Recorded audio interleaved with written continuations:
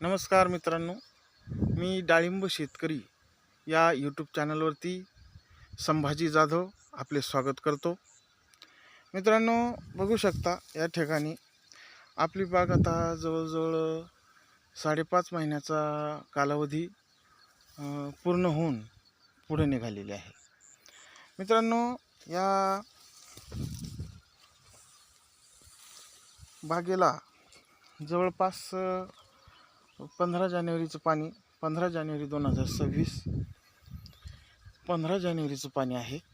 बघू शकता या पद्धतीमध्ये आज आपल्याला साईज, फळांची गुणवत्ता, कलर, शायनिंग, ग्लेझिंग आणि अतिशय लोड या झाडावरती आपल्याला दिसत आहे.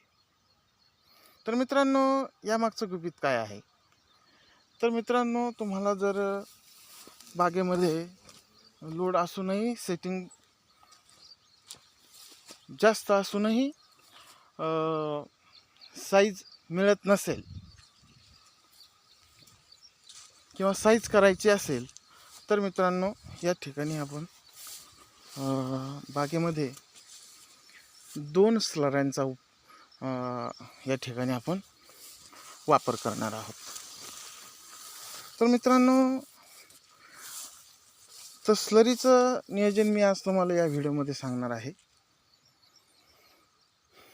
तर 1 एकराचा प्रमाण आहे मित्रांनो. हे गवत देखील तुम्ही बघू शकता, भरपूर आहे. या गवताला कुठल्याही प्रकारचं तणनाशक वगैरे घ्यायचं नाही आहे, जेणेकरून आपल्या बागेमध्ये डाग धब्बे येणार नाही आहेत. तर मित्रांनो, 25 किलो सरकी जी असते आपण जनावरांना खाण्यासाठी वापरतो, कॉटन केक म्हणतो आपण त्याला. तर त्याचा वापर आपण या ठिकाणी प्रति एकरासाठी 25 किलोचा करणार आहोत. तर मित्रांनो, एक 3-4 दिवस आपलं 200 लिटरची टाकी घेऊन त्यामध्ये 100 लिटर पाण्यामध्ये 25 किलो पेंड भिजत घालायची आहे. आणि त्यानंतर 4थ्या दिवशी ते मिश्रण आपल्याला झाडांना ड्रिपद्वारे किंवा तुम्हाला जसं जमेल तसं द्यायचं आहे. कारण का म्हणतो, या ठिकाणी झाडांना जे प्रोटीन म्हणतो आपण, प्रोटीन, विटॅमिन जे पाहिजे ते मिळत असतं. त्यामुळे आपण या ठिकाणी या स्लरीचा वापर करणार आहोत. त्यामध्ये PHB 1 लिटर 200 लिटर बॅलरसाठी असा वापर करायचा आहे. आणि दुसऱ्या हाताला KMBचा वापर करायचा आहे. KMB potash mobilizing bacteria. याने काय होतं मित्रांनो, आपल्या फळांना साईज, कलर, रंग, चकाकी अतिशय चांगल्या पद्धतीने येत असते. मित्रांनो, एक 4-4 दिवसाच्या अंतराने या 2 स्लऱ्या करा. तुम्हाला अतिशय चांगल्या पद्धतीने रिझल्ट या ठिकाणी मिळाल्याशिवाय राहणार नाही. तुम्ही बघू शकता, फार भरपूर लोड आहे झाडांवरती, तरीसुद्धा या ठिकाणी साईज, कलर, शायनिंग बऱ्यापैकी दिसत आहे. अजून या बागेला 1 महिन्याचा काळ जाणार आहे मित्रांनो. तर या ठिकाणी PHB, KMB या 2 बॅक्टेरियांचा वापर करायचा आहे.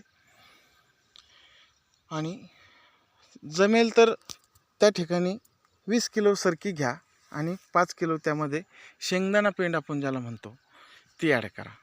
नसेल जमेल तर 25 किलो सरकी घ्या, त्याचेही रिझल्ट खूप छान आहेत. परंतु जर त्यामध्ये आपण शेंगदाणा पेंडचा जर वापर केला तर त्या ठिकाणी आपल्याला अधिक फायदा या ठिकाणी होत असतो. म्हणून मित्रांनो, आपण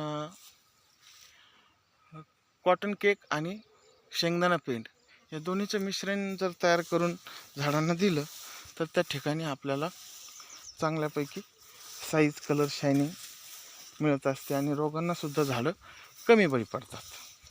त्यामुळे आपण या ठिकाणी या 2 स्लऱ्यांचा वापर करायचा आहे.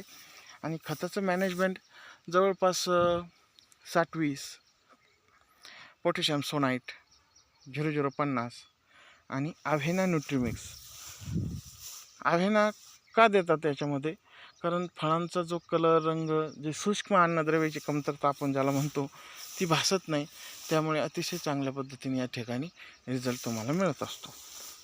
अशा पद्धतीने शेवटच्या काळामध्ये मित्रांनो नियोजन करा. तुम्हाला चांगल्यापैकी कलर, क्वालिटी, शायनिंग, फळांची साईज वगैरे मिळाल्याशिवाय राहणार नाही.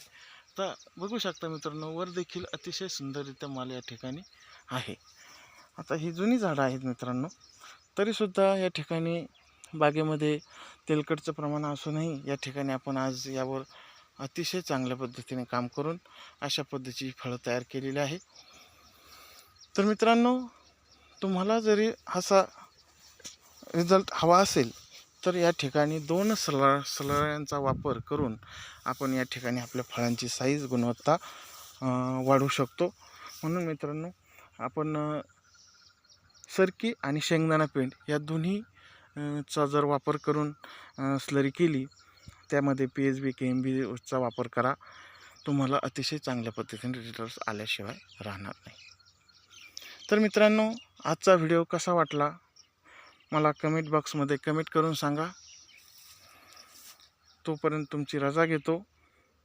भेटूया पुढील व्हिडिओमध्ये. धन्यवाद. नमस्कार.